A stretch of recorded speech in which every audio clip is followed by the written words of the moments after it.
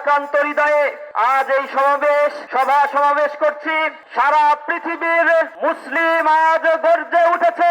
পৃথিবীর প্রতিটি আনাচে কানাচে মুসলমানরা প্রতিবাদ জানাচ্ছে।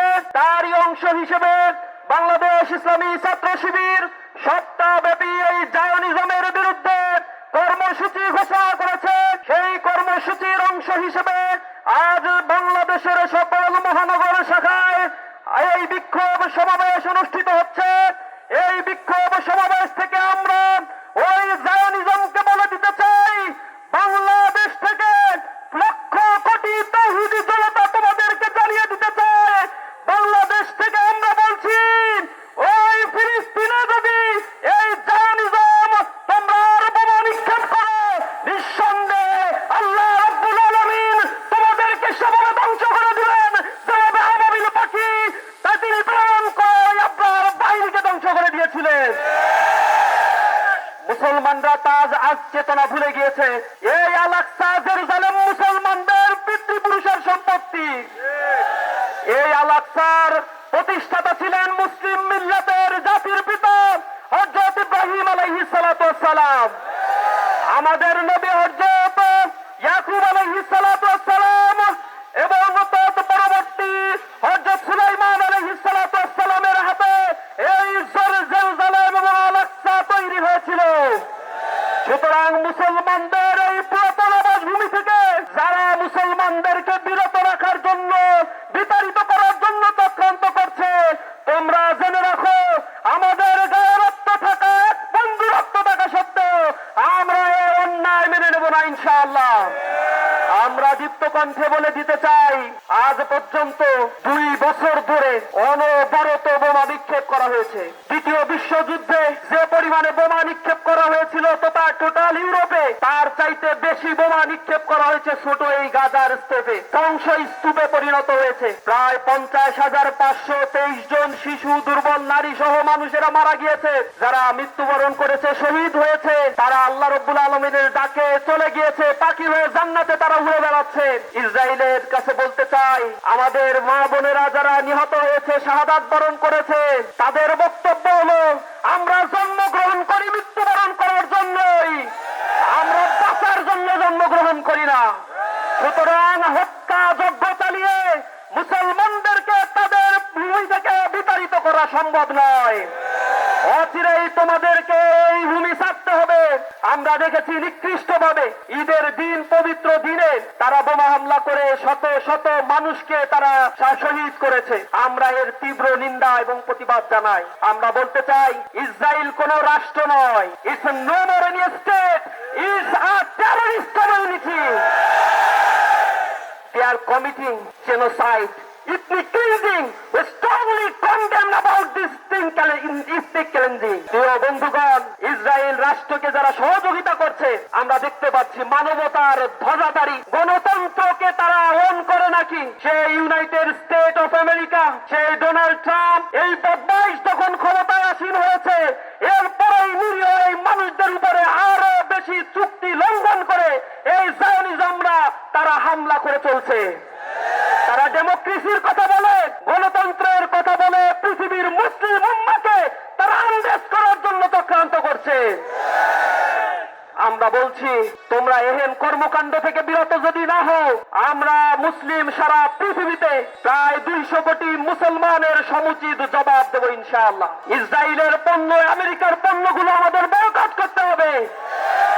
তাদের প্যারালাল পণ্যগুলোকে আমাদেরকে অন করে ব্যবহার করতে হবে। আমরা আমেরিকা অথবা যারা রয়েছে এই জায়নিজমের সহযোদ্ধা, সহযোগী, বিশেষ করে ইউরোপীয় ইউনিয়নের দেশগুলো, ওআইসির সদস্য এবং মুসলিম লীগের যারা, মুসলিম উম্মাহের যারা প্রতিনিধিত্ব করে, বা আমরা জানি যে মুসলিম দেশগুলো রয়েছে, তারা আজ নিশ্চুপ হয়ে আছে। হামাসের প্রতিষ্ঠাতা তিনি বলেছিলেন, আমরা ছোটবেলায় জানতাম যে শুধুমাত্র এই পৃথিবী, এই জায়গাটিতে, মধ্যপ্রাচ্যের মধ্যে গাজাই শুধু অনিরাপদ রয়েছে, গাজাই শুধু অন্যের দখলে রয়েছে। বড় হওয়ার পরে আমরা জানলাম পৃথিবীতে একমাত্র গাজাই স্বাধীন রয়েছে, আর সবাই এই জায়নিজমের কবলে লিপ্ত হয়েছে।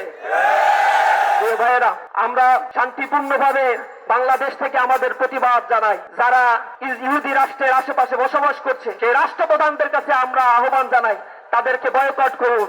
আল্লাহ রাব্বুল আলামিন আপনাদেরকে পৃথিবীর ন্যাচারাল রিসোর্সের 60% দান করেছে। আল্লাহর এই সম্পদগুলো আপনারা মুসলিম উম্মাহের দুর্দিনে অবশ্যই কাজে লাগাবেন, এটা আমাদের আশা। আমরা আল্লাহ রাব্বুল আলামিনের কাছে প্রার্থনা করি, আল্লাহুম্মা আনসুর মান নাসারা দীন মুহাম্মাদিন সাল্লাল্লাহু আলাইহি ওয়াসাল্লাম ওয়া লা তাজআলনা মিনহুম ওয়াখযুল মান খাযালা দীন মুহাম্মাদিন সাল্লাল্লাহু আলাইহি ওয়াসাল্লাম ফালা তাজআলনা মিনহুম। হে রব্বুল আলামিন, তুমি মুসলমানদেরকে সহযোগিতা করো। আল্লাহ, ওই দুর্বল নারী শিশুরা যে তোমার কাছে প্রার্থনা করছে, রব্বানা আখরিজনা মিন হাযিহিল ক্বরিয়াতি যালিমি আহলাহা ওয়াজআল লানা মিন লাদুনকা ওয়ালিয়্যা ওয়াজআল লানা মিন লাদুনকা নাসীরা। হে আল্লাহ, তুমি সাহায্যকারী তাদের কাছে পাঠাও। হে রব্বুল আলামিন, মুক্তিকামী সংগঠন হামাসের শক্তিমত্তাকে তুমি বাড়িয়ে দাও। জালিমের সকল বর্বকে তুমি খর্ব করে দাও। তাদের অস্ত্রগুলোকে তুমি তেমনি ভাবে ধ্বংস করে দাও যেমনি ভাবে তুমি আহজাবের যুদ্ধের সময় তোমার বাহিনী তুমি প্রেরণ করেছিলে। তুমি কোরআনে বলেছো, ওয়ানজালা জুনুদান লাম তারাহা, আমি এমন সেনাবাহিনী পাঠাবো যা তোমরা দেখবে না। রব্বুল আলামিন, মুসলমানদের সহযোগিতার জন্য আল্লাহ রব্বুল আলামিন তুমি আবার তোমার সেই বাহিনীকে প্রেরণ করো। প্রিয় ভাইরা, আমরা উদ্বেগের সাথে লক্ষ্য করছি, আমরা যখন এই কর্মসূচিগুলো পালন করে পৃথিবীতে বিভিন্ন ভাবে প্রেসার ক্রিয়েট করার জন্য জায়নিজমের উপর চেষ্টা করছি, তখন বাংলাদেশে বিচ্ছিন্ন কিছু জায়গায় কিছু ভাইদেরকে আমরা দেখতে পাচ্ছি দোকান পাটে হামলা করে লুটপাট করছে। এগুলো কখনোই আমরা কামনা করি না।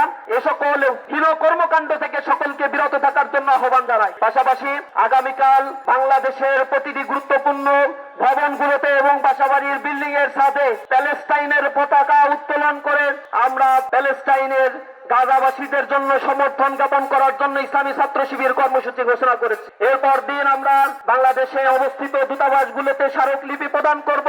তাদের কাছে আমরা আহ্বান জানাবো প্যালেস্টাইনের মানুষের পাশে দাঁড়ানোর জন্য। তাদের খাদ্য সংগ্রহ, তাদের সাধ্যের স্বাভাবিক প্রবাহ যেন ঠিক থাকে, এই রাষ্ট্রকে আবার পুনর্গঠন করার জন্য মুসলিম উম্মাহের কাছে আমরা উদাত্ত আহ্বান জানাবো।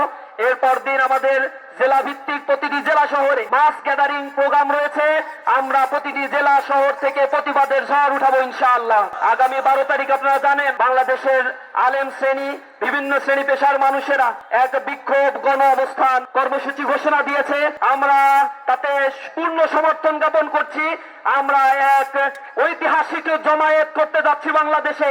সারা পৃথিবী এই জমায়েত দেখে ইনশাআল্লাহ তারা বুঝতে পারবে মুসলিমরা এই ফিলিস্তিনের ইস্যুতে, আল আকসা আল কুদসের ইস্যুতে আমরা ঐক্যবদ্ধ রয়েছি। সবাইকে এই কর্মসূচিতে অংশগ্রহণ করার জন্য আন্তরিকভাবে ধন্যবাদ, কৃতজ্ঞতা জ্ঞাপন করে আমার কথা শেষ করছি। আসসালামু আলাইকুম ওয়া রাহমাতুল্লাহি ওয়া বারাকাতুহু।